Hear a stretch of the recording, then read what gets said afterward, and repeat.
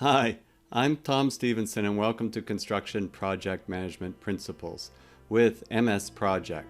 Today I'm going to be using MS Project as a vehicle to describe how the critical path is calculated, but I'm going to be showing you how to calculate the critical path from scratch. I'm a professor of construction management, and I truly believe that if you're going to be managing projects, you should know how the critical path works and how it's calculated. In my previous video, going back a couple of weeks, I talked about the advantages and disadvantages of the critical path. And there are definite advantages and there are some things that we need to consider when using it. So today, hopefully you'll have a really good understanding of exactly how it's calculated, the processes, and I'm also going to be showing you sensitivity to durations, float, and that's total float and free float. So we'll be doing a little bit of that, and it doesn't really matter what software you use, but I'll be using Microsoft Project as the vehicle to explain it once I've shown you the critical path calculation. If you enjoy my videos on construction management, please click the subscribe icon, click the likes. It helps the channel as we grow our construction community. And check my playlists, as I have organized a lot of different playlists by topics that you might be very interested in if you're in the construction industry. It'll be helpful. Okay, so let's move forward. The critical path. So you would need to know, now just to review, because I've talked about this in previous videos, the critical path is the longest path through the network of activities in your project.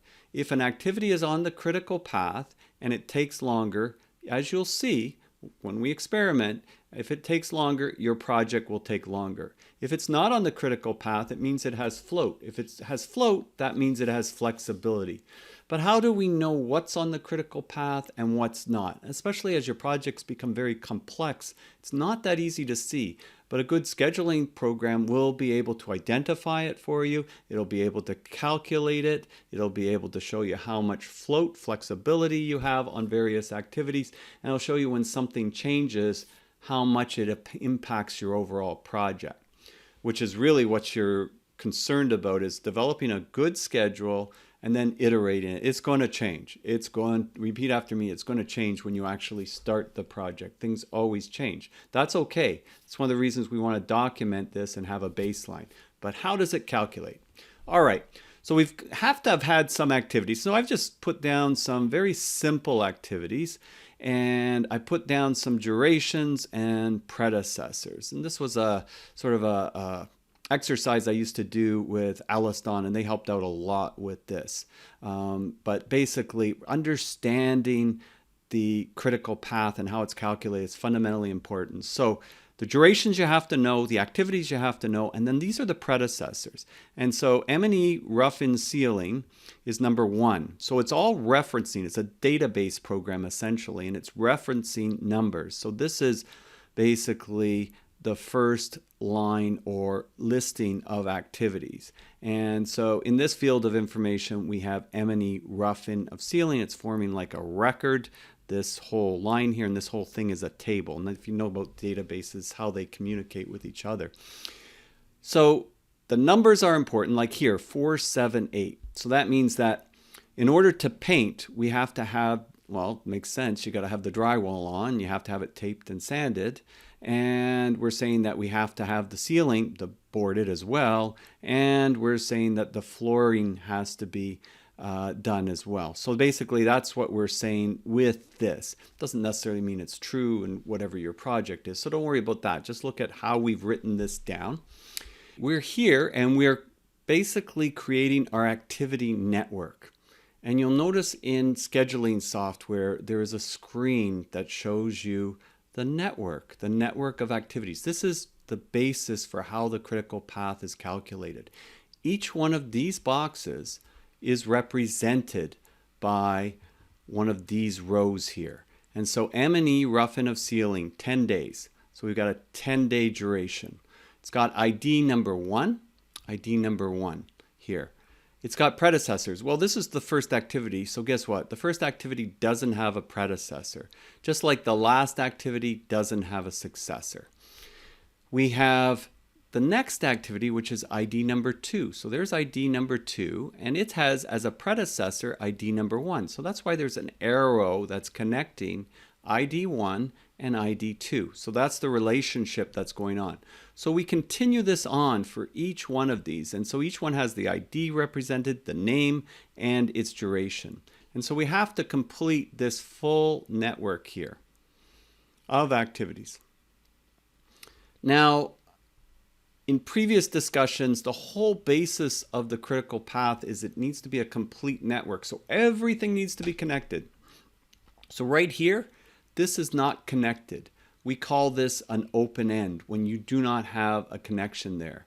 That would be a problem. That would mean that if this took longer, it's not really showing what it impacts when it impacts something ahead of it. So we do need to make sure that we're very detailed in that, and we make sure that everything is connected. If there's open ends, we have to figure out, what should this connect to, and then connect it to it. It doesn't have to be the next activity. It might be an activity that's 4 months down the road. It might be an activity that's near the end of the project. But if you tell me it never has to connect to anything, then I'm going to say to you, well, then you're telling me you don't need to finish it in order to finish the project. Maybe we should just get rid of it. Sounds like it's not part of the project. So those are things to think about from that perspective. We've got everything connected. And so once we've got it connected, then we've got what we call the forward pass. And so we have to do an algorithm for the critical path. Don't worry, it sounds more complicated than it is. It's just adding and subtracting. And we have to do a forward pass. There's a definite process to this algorithm. And so the soonest we could start is now. So we'll put down 0. Sometimes if you study like the PMP and you go through the Penn Book of Knowledge, they start with a 1. Instead of a 0. It does exactly the same calculation. Everything just advances by 1, but the calculation is exactly the same. So no worries on that being different. The process is the same. So early start, 0. Duration, 10 days. So the earliest you could finish this is at the end of 10 days. So this is your early start and this is your early finish. You'll see in our scheduling software, instead of saying early start and early finish, it just says start and finish. When do you plan to start? When do you plan to finish? It means early start, early finish. So now, when this finishes, the earliest we can start this is like right at that moment in time where that finishes. So just think of it like that. And so basically we can move this up. And so then the early finish here becomes the early start there, right? At that moment in time, right at the end of that 10th day. And so the same thing happens over here. We bring it down over here. So the early finish always becomes the early start, signifying now this is done, we can start this. So then let's just add 10 plus 5 is 15, 10 plus 8 is 18. And you know what? It's going to continue along. The early finish here is going to become the early start there. And we're going to add them. And then this becomes the early finish here. It becomes the early start there. And we're going to add them. So it's a very simple kind of process. 10 plus 5 is 15. The early finish here becomes the early start there. 15 plus 7 is 22. 22 is the early finish there. Early start here. 22 plus 6 is 28. Down here, 10 plus 8 is 18. The early finish here becomes the early start there. 18 plus 4 is 22. Now, something different is going on here. We have two activities that are merging together. So we're basically saying we want both of these done before we start the flooring. So we want to have the stud and board one side done, and we want the framing of the ceiling done. So we want both of them done at the same time. Okay, so basically here, that means that we've got an early finish here of 18 days and an early finish here of 15 days. Well, if we need both of them done in order to start the flooring, which one of these two are we going to go with, do you think? I'll give you a second to think about that. Which one of these two do you think you would go to if both of them have to be done to start the flooring? And if you pick number 18, you are right. So basically you would put 18 over here. It's the larger number. We've got to wait because this one's going to be done in day 15, at the end of day 15. This is going to take till the end of day 18. So we can't start before this one is done. This will already be done, so we're good. All right, so then it's just adding again, right? We've got 18 plus 14, that's going to give us 32. we've got our 28, and we've got our 22. So we've got these three coming in. This is 32. Which one are we going to take? Are we going to take the 32, the 28, or the 22? They're merging together, and we're saying all three have to be done before we start the painting. And if you pick the larger one, then you would be correct. Pretend that's not there. It shouldn't be there yet. The 32 is the larger number where they merge. 32 plus 4 is 36, and that's the forward pass complete. So we at this point know that this project is going to take 36 days to complete. That's the forward pass, but we don't know which activities are critical, and we don't know how much float each activity has. So then the next thing, and this is, you don't have to do this all manually, the software is doing it for you, but I believe just like estimating, you know, I don't think I want an estimator who doesn't know how to add and subtract, divide, multiply, doing my estimates for multi-million-dollar projects, because you want to kind of visualize things. You want to kind of understand what's going on. So when maybe you do a typo and something's looking not right, you pick up on it much easier. So that's part of that ideology of understanding how it calculates it. Also knowing you're not going to be manually doing it when you're using the software. Okay, so it's going to take 36 days, early finish. All right, early finish then is going to become the late finish. This one's on the critical path. For sure your last activity is on the critical path. For sure your first activity is on the critical path. So then we're just going to do everything backwards. Really, that's all we're going to do. We're going to march backwards, doing the backward pass, subtracting instead of adding. So 36 minus 4 is 32. That's the late start. Now the late start becomes the late finish for these three activities. So we can just plug in 32, 32, 32. You might see a few little things disappear here just because I had some trouble with keeping the animations right, but 32, 32, and 32. And so we go here, and that populates those three. All right, so they're going to populate those three. Don't worry about this one. 32, 32, 32. So now 32 minus 6, that's going to give us 26. 32 minus 14, that's going to give us 18. 32 minus 4, that's going to give us 28. All right, so we've got all of that back to normal here. We've got that subtracted. And so we continue on. 26 becomes the late finish over here. So that would move down here. And we're going to subtract again, just doing things backwards. 26 minus 7 becomes 19. All right, so now we've got, here they were diverging, right? Like, so here they were diverging. When they diverged, we were able to just plug in 32, 32. Now when they merge together into the activity that we're going backwards in, we have to do the opposite of when they merged when we did the forward pass. And so which late start is going to become the late finish if we're doing the opposite? 19 or 18. Which one did we take when we did the forward pass? We took the larger one. So then it makes sense if we're doing the opposite, going backwards, that we are going to take the smaller number. And we took the larger one because we had to wait, because both of them had to be done, and 18 days took longer. We're taking the smaller one because we're doing the reverse going backwards. So we're going to take 18. That's going to become the late finish over here.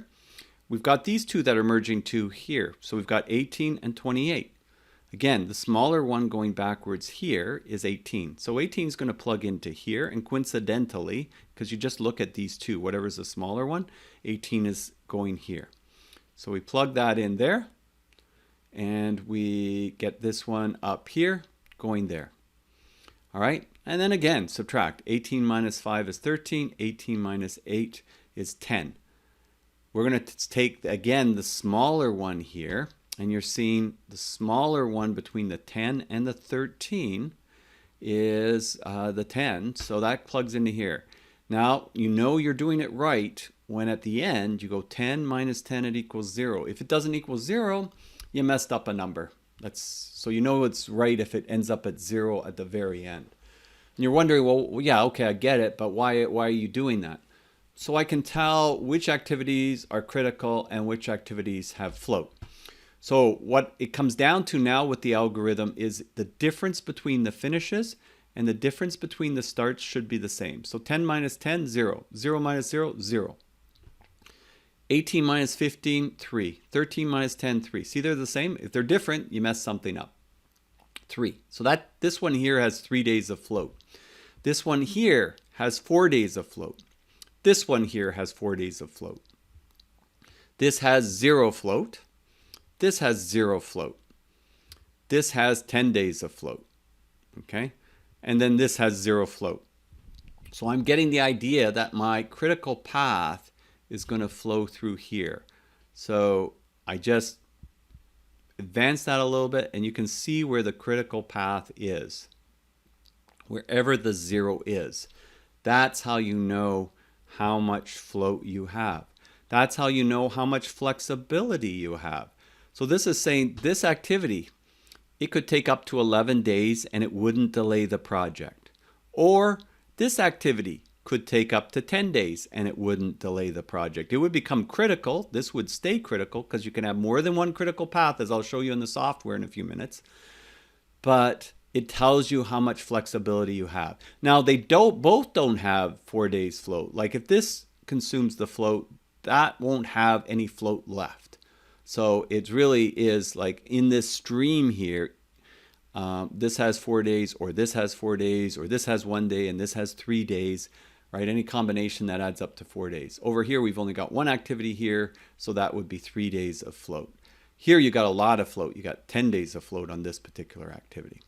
All right, so let's take a look at the Microsoft project and what does this look like. I've entered these same activities and durations over here. I put the same predecessors over here. Might show it a little bit different order, just the way that then the network diagram is here. It'll show it the same when I show you the network diagram in the other example. But over here we can sort of see we've got our activity, our first activity flowing. We've got this activity flowing down here. We can see that stream that I had in the network diagram. You can always, reverse back and take a look at the network diagram if you want in the PowerPoint that we just did. I'm going to show you the network diagram in this in a minute. But first, I want to show you, this is where you enter the information, right? Predecessors. And just remember, I've just been showing you with predecessors. I'll just insert the column. Everything that has a predecessor should have a successor that you've applied to something, right? And so everything should have a connection. Now this is the last activity here, painting, so it shouldn't have a successor. You see how that's the last activity over here? That's okay that that one doesn't have a successor. This one here is the first predecessor. That's okay. So the last one and the first one, the first activity, there's nothing should be before it. And the last activity doesn't mean that it has to be the last in the row, but it has to be the last in the project, as it is shown here, doesn't have a successor. All right. Now, if I slide over to the left here and I right click and I go to network diagram, Primavera's got very similar, very similar. This concept was developed in the 1950s for calculating huge projects. One was, I believe, by the U.S. military, the Polaris Missile Project, others, and the PERT program was developed kind of in tandem. Same idea, how it actually works, a little bit different in the details. But we have the critical path over here. So, this is showing in red, this is showing in red. This is just the one I've clicked on. And you can see how it's flowing through. And this is pretty much exactly the same as what we just looked at in the PowerPoint. Now, I haven't customized this. I could customize each one of these to show the float and show the start. Well, it does show the early start and early finish, but I could customize it to show a whole bunch of different things if I wanted to take the time. I'm going to show you a different screen that really kind of shows how the calculations are done, or how it's structured and set up, so that you can see how much float you have in a table format. But I do want you to look at that, and this is showing all of the relationships, and the longest path through the network is through here, right? So longest path through the network is through here. Okay, so let's take a look over here. I'm going to slide to the left, and I'm going to go to the Gantt chart. And I'm going to go over here and I'm going to go into my schedule screen. And I can see, you remember there was 3 days float, and there was 4 days float, and there was 4 days float, and there was that activity that had 10 days float, right? Well, there they are. There they are, and you can sort of see how this is. I'm maybe going to shrink this so you can see it a little bit better. You double click on this. You can. That's the nice thing about software. You can really adjust things so that you can view things in different ways. So I just shrunk down so you can see it Monday, Tuesday, Wednesday, Thursday, Friday a little bit better. All right. Now, in this particular schedule screen, which shows us the float. Now, Microsoft Project calls float Slack. Same thing. Float and Slack, they mean the same thing. Primavera calls it float. We've got here, this is our total slack. This is what everybody worries about because it's directly for sure critical path related.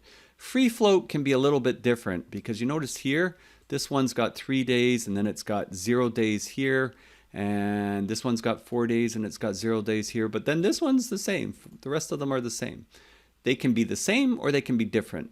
And I'll explain that in a minute. This, though, is how much flexibility you have. And if you have 0, that means you've got 0 flexibility. That means if this takes 1 day longer, if that takes 1 day longer, your project takes 1 day longer and affects everything, right? So instead of 10 days, if that's 11 days, it affects everything. If this takes 5 days and this takes 6 days here, watch what happens to the float. It lowers the float. So the float is telling me how much flexibility I have. So I have 3 days flexibility. If I make this add 3 days here, I'm going to have 2 critical paths. So I'm going to make that 8 days. And now I've got 2 critical paths, right? If I make it 9 days, this becomes the critical path, and now this has float. So this is the sensitivity that you run into when you have this all developed and laid out. That's really helpful because you can run sensitivity now. What if this happened? What if that happened? Because some things affect your finish dates and some things don't, right? So if this changes at all, it's going to affect my finish date. If I shorten it by a day, I'm good. If I shorten it by 2 days, I'm good. If I shorten it by another 2 days, I'm tied now. So now I've got another critical path, right? So how that is structured will affect the critical path.